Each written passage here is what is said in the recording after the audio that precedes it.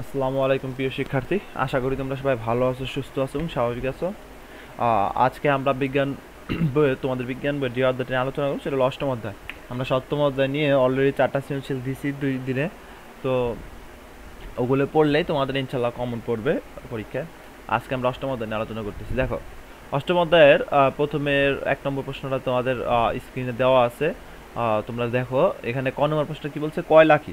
কয়লা হলো কালো রঙের এক ধরনের কি বলে, কালো রঙের এক ধরনের তোমার পারলিক শিলা আর কি। হ্যাঁ, কয়লা হলো কালো রঙের এক ধরনের পারলিক শিলা, যেটা তোমার বাদামি রঙের হয় অনেক সময়। কয়লা কিন্তু তোমার বাদামি রঙেরও হয়, ঠিক আছে, কিন্তু আমরা কালো রঙেরই বেশি দেখি। তাই কয়লা হলো কালো রঙের এক ধরনের পারলিক শিলা। হিউমাস কি? Humus time পড়াইছি।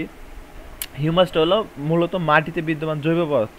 আচ্ছা, এই জৈব পদার্থ কীভাবে তৈরি হয়?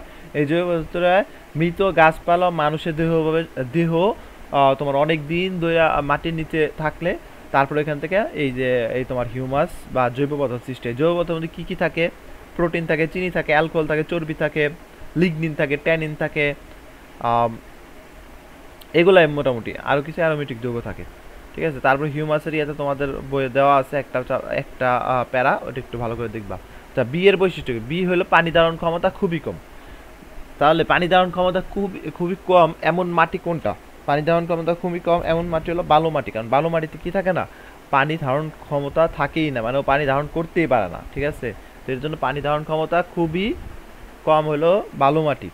আচ্ছা, তার মানে বি কি? বালু মাটি। এখন বালু মাটির বৈশিষ্ট্য কি? বালু মাটির প্রধান বৈশিষ্ট্য হলো কি, এরা পানি ধারণ ক্ষমতা করতে পারে না। এছাড়া এদের আরও কিছু বৈশিষ্ট্য আছে, যেমন এদের মাটির কণাগুলো আকারে অনেক বড় হয়ে থাকে অন্যান্য মাটির কণা থেকে। তারপরে এদের যে কণাগুলোর মধ্যে অনেক বড় বিধায় অনেক ফাঁকা ফাঁকা থাকে। আর এদের মধ্যে তোমার অনেক বায়ুবয়ন বেশি থাকে, কারণ যেহেতু পানি রাখতে পারে না, এর জন্য বায়ুবয়ন অনেক বেশি হয়। আর বালু মাটিতে আরেকটা বৈশিষ্ট্য হলো এরা শিলা ও খনিজ পদার্থ থাকে, মাটির মধ্যে শিলা ও খনিজ পদার্থ থাকে। এই তো, তবে এটা চাষাবাদ উপযুক্ত নয়, কারণ বালু মাটিতে চাষ করা তা না, কারণ যেহেতু পানি গ্রহণ করতে পারে না। তো তোমাদের বইয়ে দেখবা তারপরও বালু মাটির তোমার একটা প্যারা আছে, ওই প্যারাটা দিয়ে দিবা।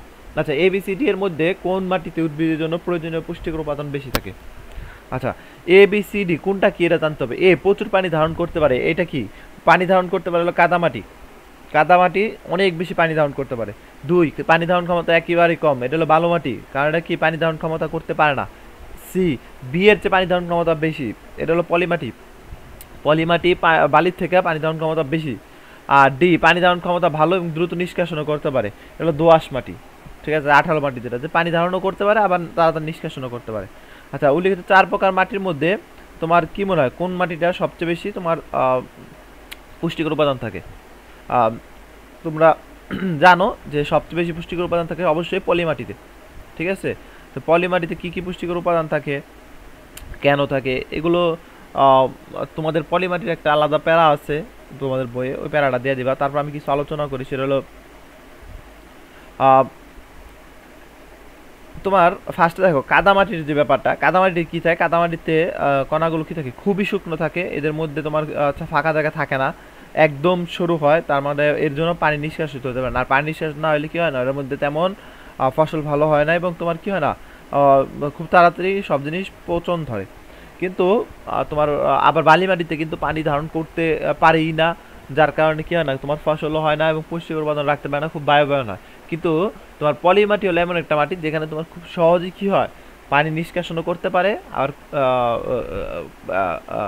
পলি মাটিতে কি হয়, খুব সহজে পানি নিষ্কাশন করতে পারে এবং তোমার কি হয়, এরা পানি ধারণও করতে পারে, ঠিক আছে। তো এই তুলনায় তোমার বাকি 3-4টার ইয়ার তুলনায় তোমার 4টার তুলনায় তোমার বোঝা যাইতেছে যে হ্যাঁ, আমাদের পলিমাটিতেই কি থাকে, সবচেয়ে বেশি পুষ্টিকর উপাদান থাকে। আচ্ছা, এরপরে 2 নম্বরে দাও, মাটি হলো বিভিন্ন ধরনের খনিজ, বিভিন্ন খনিজের মিশ্রণ, অত্যন্ত গুরুত্বপূর্ণ দুইটি জৈব খনিজ, কয়লা ও প্রাকৃতিক গ্যাস। কয়লা হলো কালো বাদামি বাদামি রঙের এক ধরনের পারলিক শিলা, প্রাকৃতিক গ্যাস তৈরি হাজার বছর আগে মরে যাওয়া গাছপালা এবং পানি থেকে। দেখছো অনেক কিছু তোমার এখানে উত্তর দিয়েছে। যাই হোক, এবার আসলে ট্যালক কি? ট্যালক হলো কঠিনতার ভিত্তিতে পৃথিবীর সবচেয়ে নরম খনিজ বা ট্যালকম পাউডারে তৈরি ব্যবহৃত হয়। বুঝতে পারছো ট্যালক কি? পৃথিবীর সবচেয়ে নরম খনিজকে ট্যালক বলে। আচ্ছা মাটি দূষণ বলতে কি বোঝে? মাটি দূষণ বলতে আর কি বোঝে এটা বলার কিছুই নেই, তোমরা সবাই জানো। আচ্ছা এরপরে প্রথম খনিজটি গঠন প্রক্রিয়া ব্যাখ্যা করো।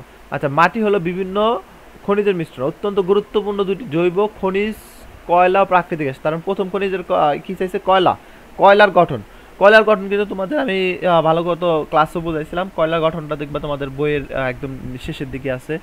তো ওই জায়গায় দেখবা, ওই যে দেখবা লেখা আছে প্রায় 350 মিলিয়ন বছর আগে কয়লা আমাদের কিভাবে জলভূমিতে কিভাবে আসছে। কারণ সে সময় প্রচুর গুল্ম উদ্ভিদ, শৈবাল উদ্ভিদ যা ছিল এগুলো কি হয়েছে? ক্ষয়প্রাপ্ত হয়ে মাটির নিচে পানির নিচে জন্মাইছে, মাটির নিচে জন্মাইছে, এগুলো তোমার আস্তে আস্তে কি হয়েছে? পরে তলদেশে জমা পড়ে আস্তে আস্তে এগুলি চাপা পড়তে পড়তে পড়তে পড়তে একটা কার্বন স্তর তৈরি করে, স্তর থেকে আস্তে আস্তে তোমার পিট আকার ধারণ করে, এই পিট থেকে হিউমাসের মতো হইয়া তারপরে এটা কি হয়? কয়লায় পরিণত হয়। তারপরে তোমাদের বইয়ে খুব সুন্দর মতো দেওয়া আছে, দেখবা ওইটা কয়লার প্যারাটা দেবা।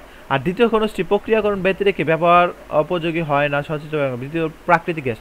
প্রাকৃতিক গ্যাসের তোমার প্রক্রিয়াকরণ আমি তোমাদের অনেকবার শিখাইছি। প্রাকৃতিক গ্যাসের প্রকৃতি এবং পরীক্ষাও আসছে, তোমাদের একটা পরীক্ষা দেখবা ওই যে একটা চিত্র আছে বোতল বোতল আকারের, তোমার চিত্রের মধ্যে দেওয়া আছে দেখবা ওই যে তেল গ্যাস পৃথকীকরণ, ঘনীকৃত গ্যাস পৃথকীকরণ, পানি নিরুদ্ধকরণ, বিশুদ্ধন, হাইড্রোজেন পৃথকীকরণ, বিশুদ্ধকরণ, এইভাবে করে তোমাদের প্রাকৃতিক গ্যাসটা কিভাবে আসছে এবং কত ডিগ্রি সেলসিয়াস তাপের ফলে তারপর কালো কি মিশা এভাবে আসছে, এটা আমি তোমাদের লেখাইছি, লেখাও দিছি। তো ওই জিনিসটা হুবহু ঘর নম্বরটা এখানে দিয়ে দিবা। আশা করি বুঝতে পারছো। এটা এসডাব্লিউ থাকবে, তোমরা এসডাব্লিউ করো কি করো না তা তো আমি বলতে পারতাছি না, তবে আমি পাই না, ঠিক আছে? তো আশা করি এসডাব্লিউ দিবা, করবা। এই তো, ভালো মতো পড়াশোনা করো।